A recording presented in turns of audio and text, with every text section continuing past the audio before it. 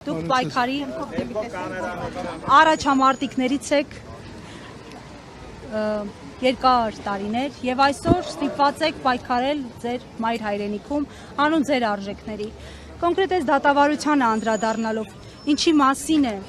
այս գործը եւ թիրախում հասկանալի է, որ եկեղեցին է, հանգուցալուծումն ինչպես եք տեսնում։ Հստակ է արդեն, որ 8 տարի է, ով որ Նիկոլ Փաշինյանի չի նազանթում, Նիկոլ Փաշինյան չի երկրբակում, ինչ որ մի բան են գտնում, նրա ասի հադ է արել 20 տարի առաջ, 50 տարի առաջ, 5 տարի առաջ,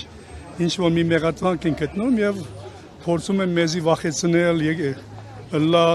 քաղաքական գործիչներ, վաճառականներ, քյուղացին, եկեղեցին ով լա, մշակույթ ով լա, մի բան գտնում են նրան դեմ, որ ասի արել է, ադի արել է եւ փորձում են թադել եւ վախցնել ժողովրդին եւ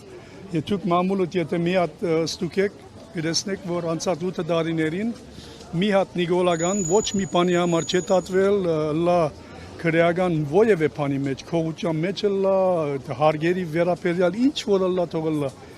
ուրեմն նրանք չեն թարգվում ամենամեծ հանքածակորձությունների համերը եւ ով որ նիկոլի թեմ է մի բան գտնում են եւ թադում են ուրեմն Սրանք իշխանություն գոչվածը հիմա դարձրել է ուշադրությունը եկեղեցու թեմ, վեհապարի թեմ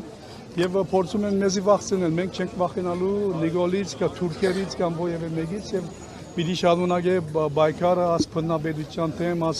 դագանքների թեմ եւ վերջ հատկան ինձ համար ասի արդարության համար, արդարության հարց է, արժանապատվության հարց է, հայրենիքի հարց է, գոյատևության հարց է եւ մենք ԿԲ գոչվածներից չենք վախենալու, վերջակետ։ Շնորհակալություն։